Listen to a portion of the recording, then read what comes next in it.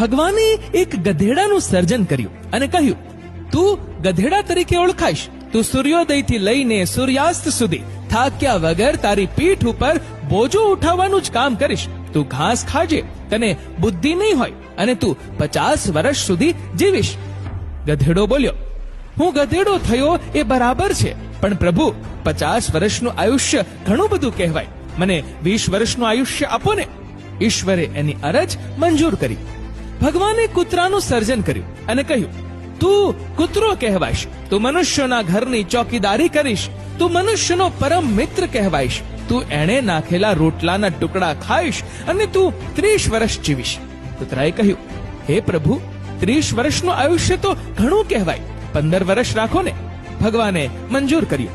ભગવાને વાંદરો બનાવ્યો અને કહ્યું, તું વાંદરો કહેવાઈશ. તું એક ડાળીથી બીજી ડાળી પર જુદા જુદા કરતબ કરતો કૂદાકૂદ કરીશ અને સૌને મનોરંજન પૂરું પાડીશ.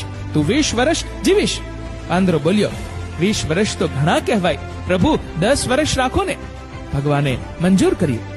છેલ્લે ભગવાને મનુષ્ય બનાવ્યો અને એને કહ્યું, તું મનુષ્ય છે.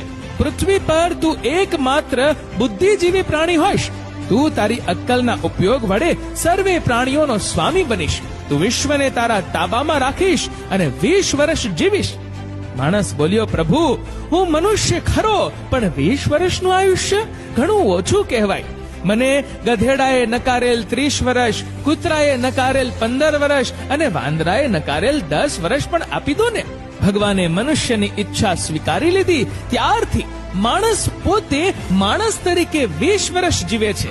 લગ્ન કરીને 30 વર્ષ ગધેડો બનીને જીવે છે. પોતાની પીઠ પર બધો બોજો ઉપાડી સતત કામ કરતો રહે છે. બાળકો મોટા થાય એટલે 15 વર્ષ કૂતરા તરીકે ઘરની કાળજી રાખી જે કંઈ મળે તે ખાઈ લે છે. અંતે જ્યારે વૃદ્ધ થાય ત્યારે નિવૃત્ત થઈને વાંદરા તરીકે 10 વર્ષ સુધી એક પુત્રના ઘરથી બીજા પુત્રના ઘરે જઈને જુદા જુદા ખેલ કરીને પૌત્રો અને ભાણિયાઓને મનોરંજન પૂરું પાડે છે. કડવું છે પણ સત્ય છે, સાચી વાસ્તવિક.